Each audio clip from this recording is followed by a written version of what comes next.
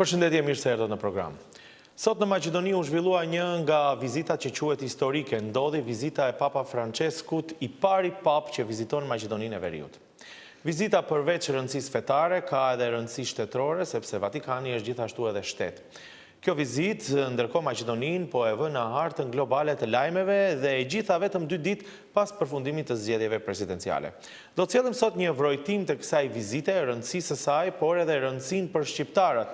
Lidhja e Vatikanit me shqiptarët, ku padyshim Nënë Tereza, e lindur në Shkup, është figura më emblematike e kohës tonë për këtë lidhje. Gjatë programit, gjithashtu do të sjellim edhe një intervistë të jetë ekskluzive, do të kisha thënë edhe e rrallë, me Debora Alxander, e cila për 3 vjet ka punuar me Nënë Terezën.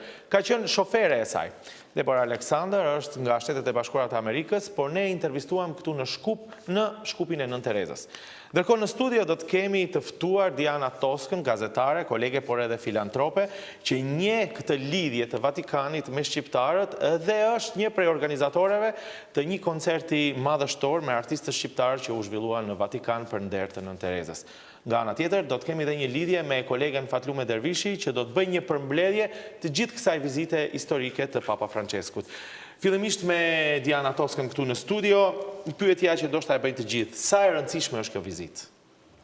Ashtu si që ta dhe ti, historike, është për herë të parë Maqedoni, shtetin tonë, po e viziton një pap. Sot e kemi, nëse mund të themi, edhe bekimin shpirtëror të kësaj paqe, pas arritjes dhe marrëveshjes së për historike me Maqedoninë. Sot rajoni është më i pasur, Maqedonia reflekton, fitoi një vlerë më të madhe, më cilësore, duke qenë gjithë bota e koncentruar në Maqedoni. Sot rajonit po jepet një mesazh i paqes.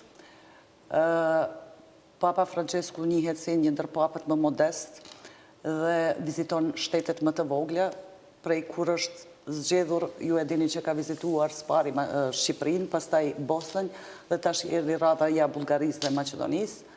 Sa është e rëndësishme, është e rëndësishme për arsye se po jep një mesazh në rajon, sepse pa paqë nuk mund të kemi, ndërtojmë dashuri, nuk mund të harmoni ndërfetare, nuk mund të ndërtojmë. Kjo është një mesazh shumë i mirë dhe për Kosovën dhe Serbinë. Ardhja e tij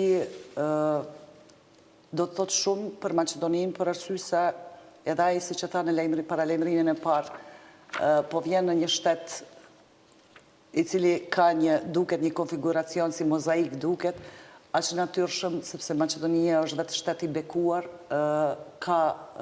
është shteti më multietnik në Ballkan, një diversitet dhe shumë fetar, apo jo? Shumë fetar, dhe kështu që ai tha në mënyrë shumë simbolike që është ky mozaik për Maqedoninë dhe kisha dash kështu ta shoh.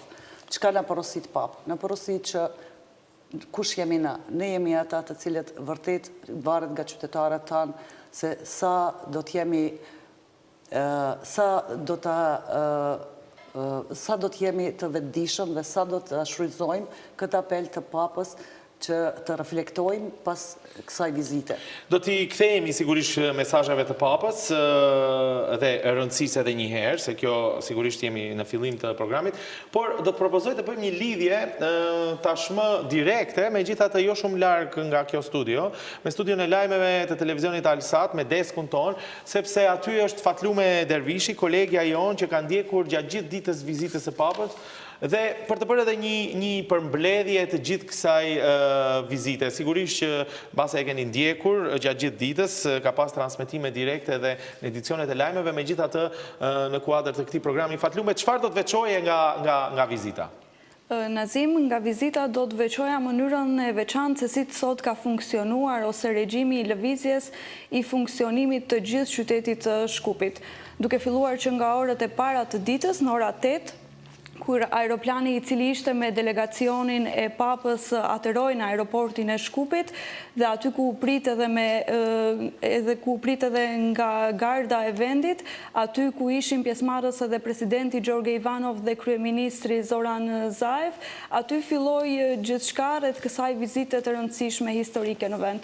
Sot në gjithë territorin e qytetit të Shkupit është ditë jo pune, nëpër qytet mund të vëren shumë pak lëvizje. Është një regjim I veçantë I lëvizjes edhe në komunikacion, shumica e rrugëve janë të bllokuara dhe është aplikuar një strategji shumë e veçantë për të ndërmarrë masat e veçanta sigurie sa I takon sigurisë së delegacionit të papës, por edhe gjëra të tjera të cilët mund të ishin të papritura gjatë kësaj vizite. Ishte fatlume, ishte edhe një operacion I madh sigurie që ndoshta Maqedonia e shikon shumë rrallë.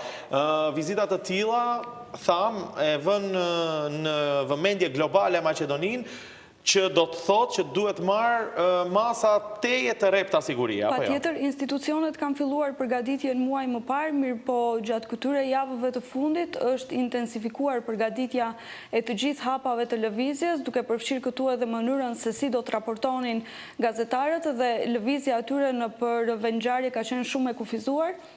Mirë po është siguruar në çdo kohë transmetim direkt nga të gjitha vizitat ose nga të gjitha pjesët e programit të vizitave të papës. Atëherë, a mund të bëjmë një përmbledhje të asaj se çfarë bëri sot papa, kë vizitoi dhe sigurisht cilat mesazhe I dha?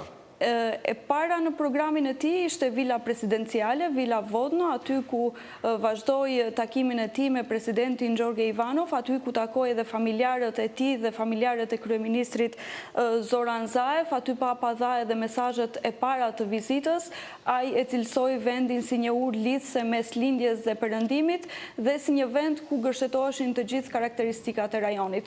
Unë këtu do të propozoj, nëse ka mundësi, të ndjekim deklaratën e papës.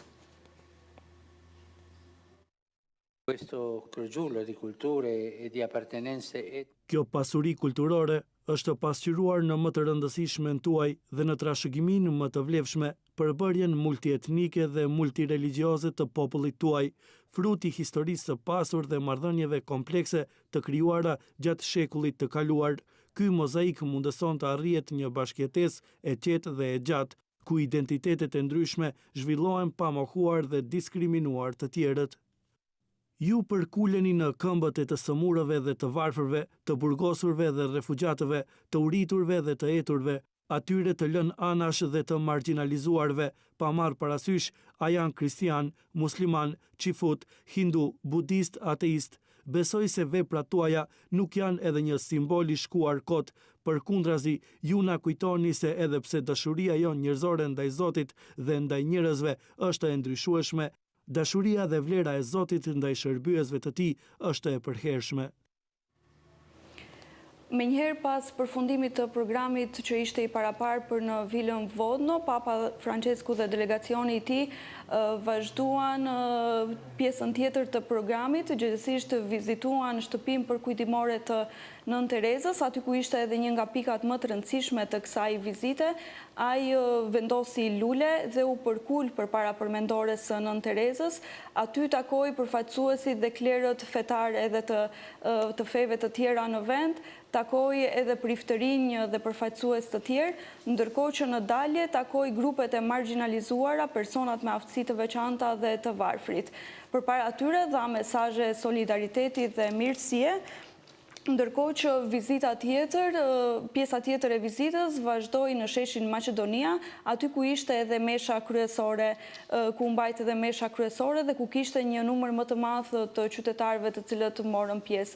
Numri I biletave ka qenë mjaft I kufizuar dhe janë shitur disa ditë përpara, ka pasur një interesim shumë të madh, mirë po duke pasur parasysh edhe aspektet e sigurisë, të gjithë pjesëmarrësit të cilët kanë qenë aty kanë kaluar edhe disa filtra sigurie. Papa vazhdoi me programin e tij në katedralen Zemra e Shenjtë e Krishtit, aty takoi edhe murç dhe murgesha dhe familjarët dhe të afërmit e tyre, ndërkohë që vizita përfundoi në orët e pasdites me përcjelljen e delegacionit të papës përsëri në aeroportin e Shkupit.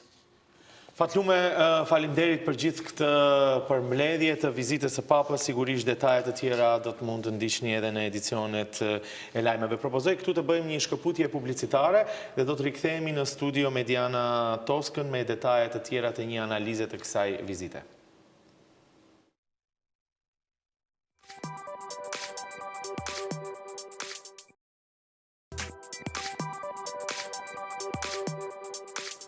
Jemi rikthyer në studio ku siç thamë është kolegja Diana Toska, por gjithashtu dhe filantrope. Do t'i rikthehemi marrëdhënies së Vatikanit me shqiptarët, ku sigurisht ju, siç thamë edhe në çeljet e programit, keni një rol sepse keni ndërmarrë edhe një koncert që u bë në Vatikan me artistët shqiptar për nder të Nënë Terezës, por duke interpretuar këtë vizitë pak edhe nga aspekti politik, e tham pak më herët, a mendoni që vendet që i viziton Papa përfitojnë shumë, te ndoshta pse e kishim këtë përvojë edhe me Shqipërinë para disa vitesh? Po, është një rëndësie shumë madhe dhe çdo vizite në një shtet i Papës i jep cilësi dhe vlerë shumë më të madhe atij shteti dhe paqes në atë shtet. Prandaj kjo vizitë na jep edhe një mesazh shumë të qartë se dita ditës duhet të kemi shumë vëmendje që t'ju kushtojmë më shumë vëmendje religioneve politike.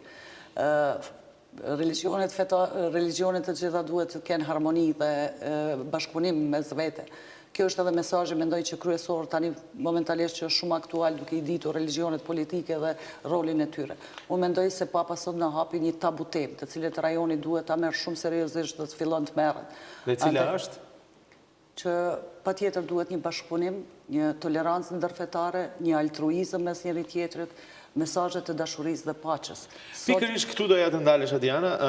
Shqiptarët pak a shumë e kanë harmoninë fetare të mbështjellë brenda vetes. Dihet historia jon, figurat historike të feve të ndryshme që gjithmonë ka dhënë kontribut. Por nga ana tjetër edhe për Maqedoninë kjo është e rëndësishme se kështu e përmendi dhe fata dhe Papa, dhe kur vjen nga kreu i një religioni të rëndësishëm botror, merr edhe një rëndësi më të madhe apo jo? Absolutisht, për arsye se Papa do të thotë mos të harrojmë, themi se Papa kthehet në vendin e të shejtëve dhe Maqedonia është një vend i shejtë. Kthehet po e përmendim vetëm të shejt në Nënë Terezë, shejtrimin e fundit të Nënës Terezë. Mos të harrojmë se krishterizmi, civilizimi krishter filloi në është pellgu i krishterizmit, fillon viteve 500 mu në regionin e Dardanis, duke filluar prej Nishit deri në Shkup. Prandaj sot ai po jep mesazhet paqes, mesazhet të dashurisë nga një vend, nga kryeqyteti i Dardanisë, nga Shkupi, nga një vend ku doli edhe nobelistja jonë Gonxhe Bojaxhiu. Prandaj kjo është shumë e rëndësishme. Fatkeqësisht, historia nuk ishte e mëshirshme me katolikët shqiptar. Sot kjo mesha e paqes që po mbahet në qendër të Shkupit, në qendrën e Dardanisë, sikur mua nuk më dha të ndjenjen ta përqafoj këtë paqë në meshën e shajt që po e jep Papa Françeskut, sepse mos të harrojmë deri në vitin 1963, pikërisht ky vend ku po bëhet tash mesha ishte mahalla e katolikëve shqiptar dhe sot në këtë mahall nuk ka asnjë familje shqiptare dhe nuk është kjo harmoni fetare të cilën ne e paraqesim, për arsye se sot me keqardhje është një feste për gjithë ne dhe më vjen mirë që në shesh janë gjitha fejt dhe mos harroni se tani kemi hyrë edhe në muajin e Ramazanit, në muajin e shejt dhe aty po e shoh i pash edhe muslimanët e mi, i pash shqiptarët nga Shqipëria, i pash shqiptarët nga Kosova. Kishte edhe pamje nga ekrani ku kishte persona me kap të bardhë, me plisin shqiptar, me flamurin shqiptar, domethënë ishte ajo prezencë, mund të themi. Ishte ajo prezencë, ishte ajo është bukurie gjithë këtij mozaiku që e përmend dhe sen, po sa të ngjyra i kemi të fuqishme brenda atij mozaikut lënë ende për të dëshiruar. Prandaj po them më vjen keq sot Maqedonia i bëri një pritje dinjitoze Papa Françeskut, i cili edhe meriton, por shqiptarët u anashkaluan nga protokolli shtetëror, pati një bashkëpunim qeveri dhe kish katolike, po nuk pati bashkëpunim edhe me komunitetin katolik shqiptar, nuk ju dha dimenzioni i katolikëve shqiptar të cilët i përcjellin rritet romake, sot ju dha rëndësi shumë më të madhe katolikëve dhe ndodhi përvojnë, s'duat përmend fjalë shumë të rënda, një përçamje e vogël, ju dha shumë rëndësi. Do doni të kishte një prezencë më të madhe të katolikëve shqiptar, apo edhe të vlerësohej kjo? Po, natyrisht, sepse unë po them këte, sot historia nuk ishte në anën tonë, sepse të harrohet kultura krishtere, të harrohet pelgu i krishterizmit, këtu që e filloi edhe me shqiptarët katolikë shqiptar. Ato që jemi ne, duhet jemi falenderues për ta njëjtën që e ruajtën gjenezën tonë shqiptare, kultivuan humanitetin shqiptar, kultivuan... Ne duhet i falenderojemi për gjithë shka që jemi sot, si kom shqiptar në Maqedoni. Unë kam pritur spaku që të ketë një bashkëpunim me ministrin në gjdo kun ku Papa viziton, të marrim shembull edhe Shqipërinë, në protokoll kyçet Ministria e Kulturës. Unë sot kam pritur që t'i japim Papës një njoftim historik. Jo vetëm të krishterizmit, jo vetëm, po gjitha feve, sa ndikuan fet, kjo pasuri që e kemi, pa sa ndikuan historikisht në ruajtjen e humanitetit të këtij shteti.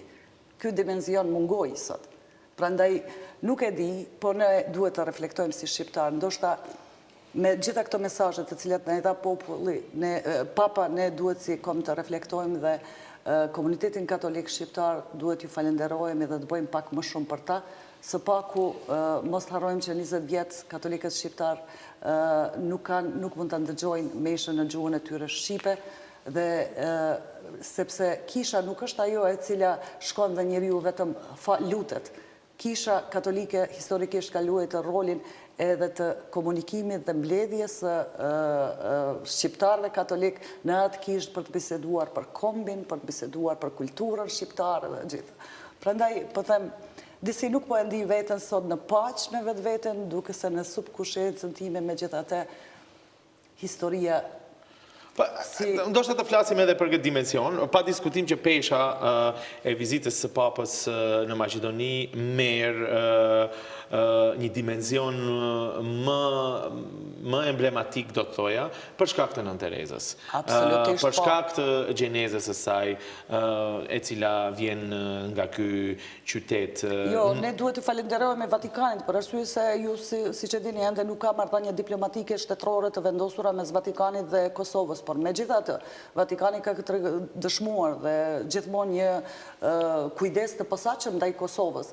Ka vendosur raporte, nunci apostolik i Vatikanit është i vendosur në Ljubljanë dhe raportet gjithmonë komunikimi mbahet, ka pranuar presidentin, kryeministrin ton, kështu që falë edhe Nënës Terezë, ne edhe nu hapën dyert në kohën e shejtrimit të Nënës Terezë, siç e dini të mbajmë edhe një koncert me gjitha yjet tona botërore, dhe unë tani po e them se duke e parë këtë vizitë këtu dhe rolin tonë që e luajtëm në Vatikan në kohën e shëtrimit të Nënës Terezë, po them, ne shqiptarët jemi bo si shega, jemi shpërndarë në botë me gjithë këtë vlerat që kemi kombëtare, dhe Nëna Terezë arriti të na mbledh me 3 shtator në Vatikan, si kur kokrat e shegave të na bani bashkë, dhe kjo ishte fuqia dhe dimenzioni i rëndësishëm dhe historik i këtij koncerti. Këtë doja të pyesja, duke e bërë këtë koncert, duke e lidhur artistët shqiptar, ju sigurisht që bashkëpunonit shumë dhe ishit në komunikim me Vatikanin, sepse pa ndihmën e Vatikanit, ky koncert nuk mund të bëj. Në këtë kontekst, në këtë komunikim që ju kishit, sa ishte i vetëdijshëm Vatikani, përfaqësuesit e Vatikanit, jo thjesht si përfaqësues të fesë, po edhe si shtet, sepse Vatikani është dhe si shtet, për dimenzionin e shqiptarëve, për rolin e shqiptarëve në kontekstin që po flasim. E vetmja gjë që duhet të falenderojmë, ne ishim në Vatikan falë Nënës Terezë. Vatikani ka shumë kujdes në çështje protokolare dhe në këto gjëra. Vatikani deshi të nderoj kombin e Nënës Terezë, dhe prandaj ne me aq lehtësi arritëm që në vigjilet të shetrimit të Nënës Terezë të jemi afër Nënës tonë, dhe me fjalët e Nënës dhe fjalët e saj me poezin Lam të mirë të bëjmë shetrimin e Nënës Terezë. Prandaj kjo ishte një rast historik dhe i papërësirishëm në historinë e kombit shqiptar. Prandaj Gjithmonë në zemrën e duhet kemi parasysh se ngjarjet e tyre tilla historike të cilat ndodhin e marrin vlerën pas një kohe.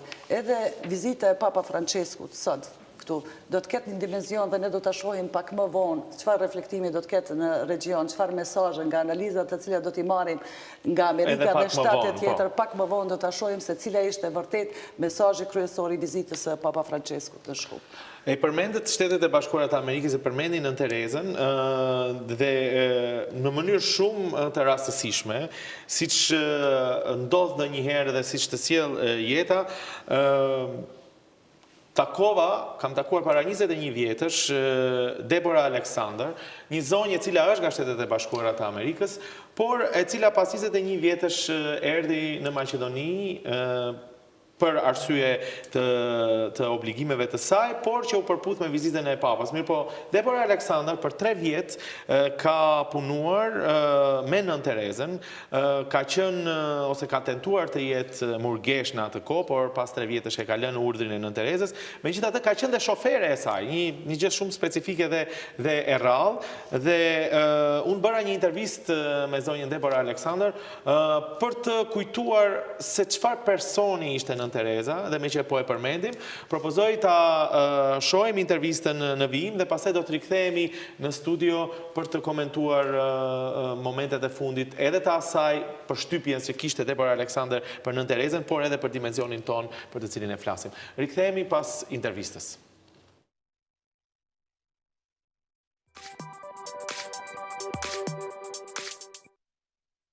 I was studying there in Calcutta, and I met Mother Teresa. I was so impressed by the work of the mission. I worked with her for a couple of years, and it was a very unusual and wonderful opportunity. Part of what happened is, soon after I met her, she had been donated an American Chevrolet, and a station wagon. And I don't know if you know a station wagon. It's sort of these long cars, you know, the father before SUVs. So this big station wagon, she'd been donated this station wagon, and it was an American car, and she didn't drive, and she was looking for someone that could drive this American car. So one of our first conversations was she asked if I could drive. And I said, of course I can drive. And she said, could you drive a station wagon? I suspect I could.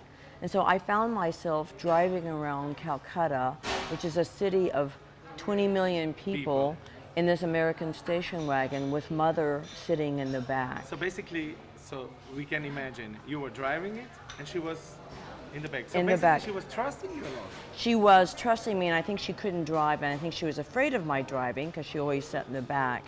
But those were the beginning of my days. And so I studied biblical studies, studies of the church, but then a part of our service was to be out every day with people and caring for people. So what were you doing with Mother Teresa apart from driving her? I'm sure there was a purpose why you would drive her, yeah? That's true. We weren't just driving around sightseeing. Well, part of the purpose was that early in the morning, there were many people who lived on the streets, and Mother's mission was to care for the homeless, to care for those who were unloved, care for those who were unwanted. So a part of it was every morning, early, she and I would drive the city, and we would rescue particularly mothers and children who were living on the street or who might be dying. And Mother was very committed that we would bring them back to our mission and that we would spend time with them in their last hours. So basically she would carry about them, you know, being near them, you know? Absolutely, and we would put them in the station wagon because it was so large. We were able to put people in the station wagon. We would bring them back. We would provide a bath for them and tea and try to help them. And we would do that in the morning, try to rescue those who might be in their last moments. And then in the afternoon, I would drive to the leprosy community. And the lepers were people that no one wanted to spend any time with because of their tragic illness. And so in the afternoons, I would go there and we would minister to them and provide medicine for them and cleaning for them and food for them. Did you have this notion or sense that she would be declared a saint later on? I didn't. Well, the interesting thing was I was not Roman Catholic until I met Mother. And it was really because of Mother that I then began studying Roman Catholicism. So I knew little about how one becomes a saint. She was, even then though, quite revered in Calcutta. Wherever we went, Hindu, Buddhist, Muslim, they knew her, they would bow to her, they would come up to her, they would want to touch her, they would want her to minister to them. So she was well known and very loved even then. She was a little woman. She was. Everybody would say that. So where do you think her strength came? I think that she had this inner power, this inner source, this commitment. She was very stubborn, which can be good because it helped her go through many crises and questions of faith. And when people told her that she couldn't or shouldn't, she was so committed to caring for people that she couldn't be stopped. But there was something in her. There was this power, there was this light, there was this stubbornness that kept her going forward. In Skopje, she is born in Skopje, you are in Skopje, and then Pope is coming to Skopje. So how important do you think this moment is for Macedonia, for North Macedonia, or also for the Balkan region maybe, when you have all these links about this person who came from here, worked such a humanitarian work, and then she was declared a saint later on. How important do you think it is? I think it's enormously important, and the fact that Pope Francis is coming to North Macedonia, first of all, surprised me. When I was coming here, I did not realize that he would be here. So I think he's sending a very strong message. He's been reaching out to the Orthodox community, to the Muslim community, to the Jewish communities around the world. So he's building bridges between the faiths, and that's exactly what Mother's work was about. I remember our work in Calcutta was with mainly Hindu, Buddhist, and Muslims, and it did not matter to Mother what your faith was or what your background was, that she all God's children. And so I think by the Pope coming here, he's also sending that same message of building those bridges. I'm delighted to find that he's here. And when I first visited in 1999, I did not know that Mother Teresa was born here in Skopje. So I always remember walking about Skopje, and there was a block on the street that talked about this being her birthplace. And I remember that moment, knowing my years with her, and then finding out that she had been born in this place. It felt as though it was meant to happen that I should come to Skopje. So how do you feel in this context? You know, you are maybe one of the rare persons in the world, I would say, that had met her, worked with her, and now yet you are at her birth city. I know it. No, it's just another reminder to me. There's ways that we are connected. It's like you and I. How did I know that after, 21 years, that we would get to see each other again? And this is just another way that life connects you with people. And there's something about being here, seeing you, coming back, the Pope here, and then my time with Mother Teresa.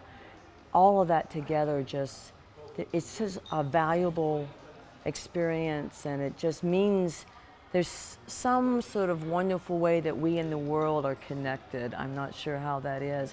You know, working with Mother. So you would argue? We would argue, and we in fact argued very lively, I mean, she would argue with me, and I learned so much from her, but she was very committed to her ideas and believed strongly in them. And even though my ideas were different, I learned from her that to stand up for what you believe in. It was also the fact that I learned that I loved romance and men.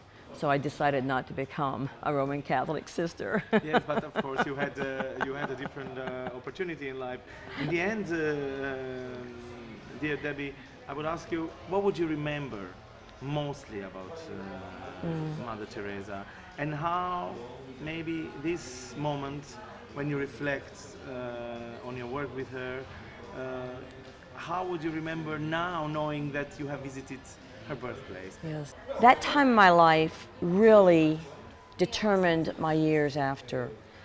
I learned from her what's really important in life.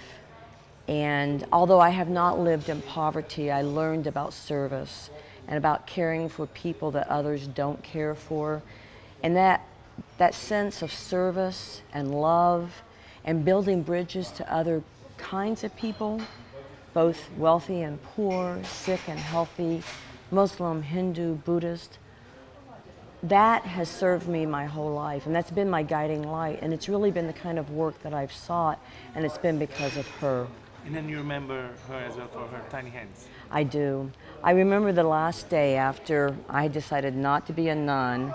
She was quite disappointed in me, but I think she understood too. And I remember going to the airport in Calcutta, and the sisters came with me, and Mother surprised us by wanting to come and say goodbye to me. And so I'm there in the Calcutta airport, and she's a tiny woman, and they're in their white saris with their blue along. And I was very sad to leave, even though I had made the choice. And I remember her just holding my hand and looking at her hand, and it was so, even, I'm not a large woman, but her hands were so small in mine, and they were aged and wrinkled, and I remember just holding it, and I started to walk away, and she just kept holding my hand. So that's what I remember. Thank you very much for sharing this. It's my pleasure. Thank you for being interested, and thank you for the opportunity to talk about Mother.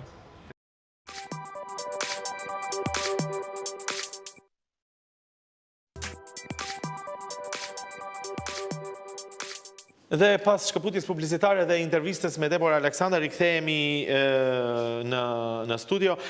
Diana Toska, keni punuar për Nënë Terezën, po siç e thash edhe në intervistë, është shumë e rrallë dikush ta ketë takuar Nënë Terezën. Të paktën nga ne këtu, sigurisht që ka dhe të tillë, por edhe në botë ndoshta është e rrallë. Sa fat kanë ata që e kanë takuar, si mendoni? Sigurisht që kam pas fat shumë të madh, sepse të jesh afër një engjulli, i cili reflekton paqë dhe dashuri, t'jep motiv për të jetuar dhe t'jep motiv më shumë për të ndjekur rrugën e saj të bamirësisë. Prandaj, fatkeqësisht, unë nuk kam pas fatin të takoj, por e adhuroj jetën dhe veprën e saj. Dhe në këtë kontekst ja u përmend nga Debora Alexander se ka qenë shumë e vendosur. Ajo në një moment thotë se ka qenë edhe kokëforte shumë Nënë Tereza, por kjo kokëfortësi, vendosmëri më mirë thënë, e ka shtyr të bëjë atë misionin e saj dhe të marrë atë dimension që ajo ka.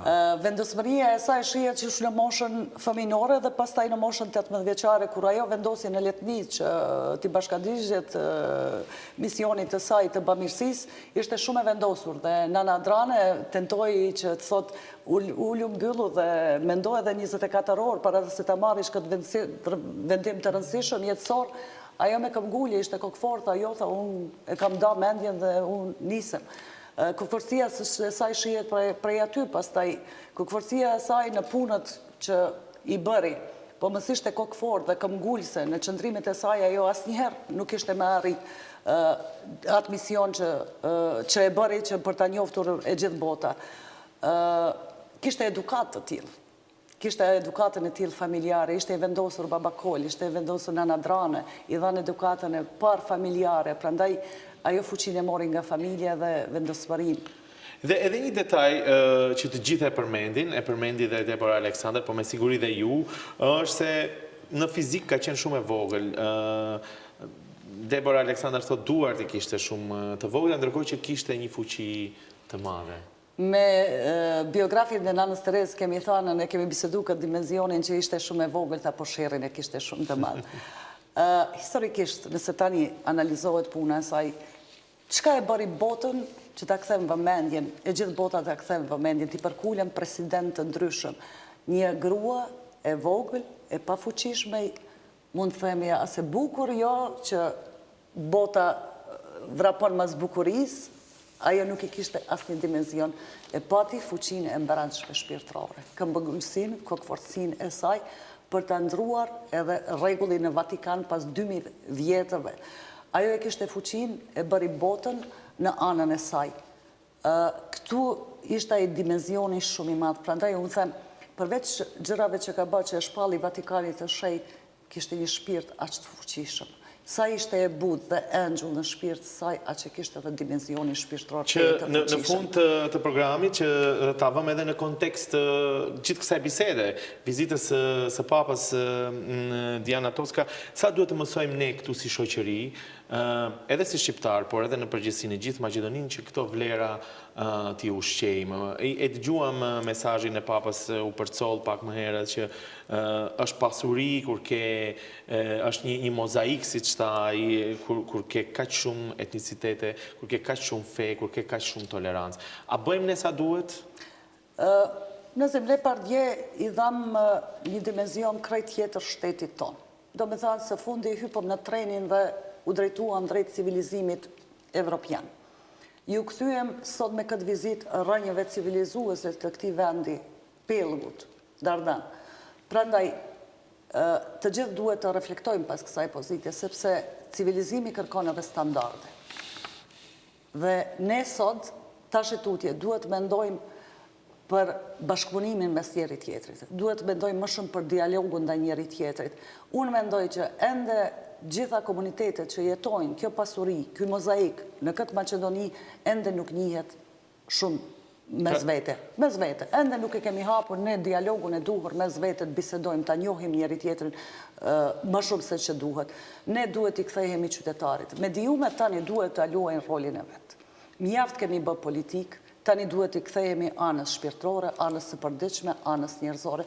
Ky është edhe mesazhi paqë dhe dashuri mes vetvetes. Nëse duam të ndërtojmë një shtet për të gjithë qytetarët të cilët jetojmë. Shpresoj që të na ka bekuar Papa, që sot që bashkangjitemi të gjithë lutjeve të Papës, si apostull Jezu Krishtit, ai erdhi me këtë mision, na bekoj, ta përqafojmë paqen dhe dashurin, ashtu siç na mësoi edhe nana jone shenjtë, Nënë Terezën. Dhe në mbyllje të këtij programi do të kisha thënë që gjithë këto mesazhe që vijnë nga kreu i një feje, që është feja katolike, e gjitha ndodh kur është muaji i Ramazanit, e përmendëm pak më herët, ndërkohë që Papa fliste, mund të dëgjoheshin në varësi ku ishte edhe hoxha, apo mund të dëgjoheshin edhe xhamit, dhe kjo është një nga vlerat dhe një nga bukuritë e këtij vendi. Në këtë kontekst besoj që do të bashkangjitesh. I urojmë të gjithë shikuesve tanë muajin e Ramazanit dhe pa diskutim agjerim të lehtë,